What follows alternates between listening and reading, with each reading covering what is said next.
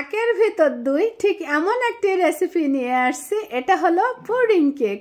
একই সাথে পুডিং আর কেক খেতে কিন্তু জাস্ট অসাধারণ লাগে, আর দেখতেই তো এত বেশি সুন্দর, মাশাআল্লাহ, মনে হয় যেন চেয়ে থাকি।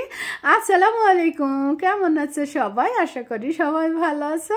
আলহামদুলিল্লাহ, আমিও আল্লাহর রহমতে ভালো আছি। তো চলো শুরু করি।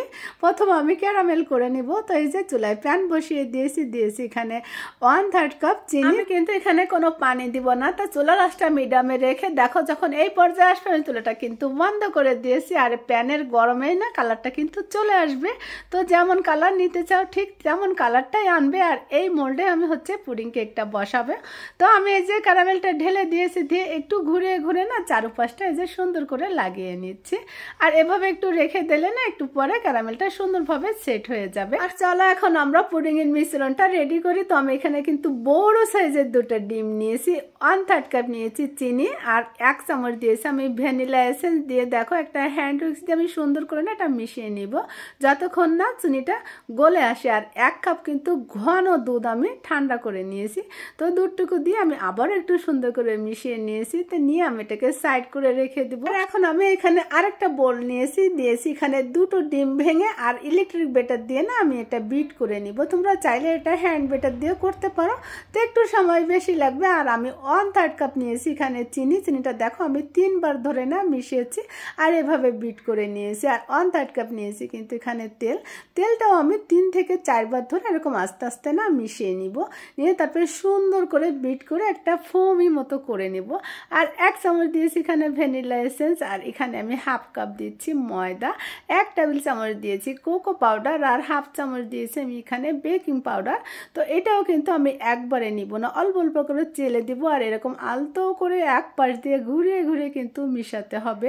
এলোমেলোভাবে খবরদার মিশাবা না, তাহলে কিন্তু কেকটা ফুলবে না। তো দেখো আমি কিন্তু 2-3 বার ভাবে সুন্দর করে চালনি দিয়ে চেলে না এভাবে আলতো করে এক সাইড দিয়ে ঘুরিয়ে ঘুরিয়ে কিন্তু মিশিয়ে নিবে, তাহলে কিন্তু কেকটা না ফুলবে সুন্দরভাবে। তো দেখো এই যে মিশানো হয়ে গিয়েছে আর এটা আমি সাইড করে রেখেছি। আর এই যে দেখো আমার ক্যারামেলটা কিন্তু সেট হয়ে গিয়েছে। আর ওই যে পুডিংয়ের মিশ্রণটুকু আমি সম্পূর্ণ এই যে একটু সেকে তারপরে ঢেলে দিয়েছি। আর এখন আমি এই যে কেকের বেটারটা দিব। তো বেটারটা দেখো ঠিক এভাবে দিবা, ভয় পাবো না যে এটা না আবার ডুবে যায়, এটা কিন্তু ডুবে যাবে না, এটা ভেসে থাকবে। তো দেখো আমি সুন্দর করে দিয়েছি। আর একটা কাঠি দিয়ে ঠিক এমন ভাবে এলোমেলো ভাবে উপরটা একটু নেড়ে চেড়ে দিবা, তাহলে কি হবে উঁচু নিচু হয়ে আর ফুলবে না। আর একটু কয়েকবার ট্যাপ করে নিবা। আর আমি এই যে উপরটা ঢেকে দিচ্ছি, ঢেকে দিলে কি হবে যখন আমি ভাপে দিব না উপর থেকে ঘেমে পানিটার ভিতরে পড়বে না।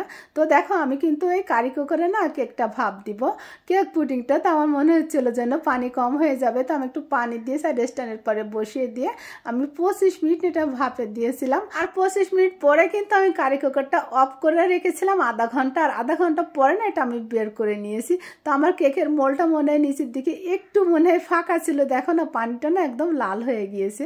তো আমি কিন্তু ভয়ে ছিলাম যে আমার পুডিংটা ঠিক মতো সেট হয়েছে নাকি। তো যাই হোক এই যে আমি নামিয়ে নিয়েছি। আর এখনও কিন্তু গরম আছে, কেক পুডিং কিন্তু একটু ঠান্ডা করে তারপরে মোল্ড আউট করতে হয়। তো আমি কিন্তু ভয়ে ছিলাম। তো দেখো মাশাআল্লাহ এতটা পারফেক্টভাবে এটা সেট হয়েছে না, আমি একদম খুশি হয়ে গিয়েছিলাম দেখে। তো যাই হোক এখনও কিন্তু গরম আছে, একটু ঠান্ডা করে কাটলে কিন্তু বেশ ভালো হয়। তো আমি একটু ব্যস্ততার ভিতরে ছিলাম, এই জন্য সাথে সাথে কেটে তোমাদের দেখাচ্ছি। দেখো এই যে কত সুন্দরভাবে না এটা সেট হয়ে গিয়েছে। আর দেখতে না কতটা লোভনীয় হয়েছে। যখন নিজে কোনো জিনিস বানানো হয় না সেটা পারফেক্টভাবে হলে না অনেক বেশি ভালো লাগে নিজের কাছে। আর এই কেক পুডিং তো যারা খেয়েছে তারা তো জানো এটা খেতে অনেক বেশি মজার হয়, আর বাচ্চারা তো অনেক বেশি মজা করে খাবে। যারা কেক পুডিংটা পারফেক্টভাবে বানাতে পারো না, ঠিক আমি যেভাবে বানিয়েছি এভাবে মেজারমেন্টটা ঠিক করে নিয়ে বানাবা, দেখবা একদমই না পারফেক্ট হবে। তো আজ এই পর্যন্ত, সবাই ভালো থেকো, সকলের জন্য আমার দোয়া থাকবে। আর আমাকে একটু তোমাদের দোয়াতে রেখো। আসসালামু আলাইকুম।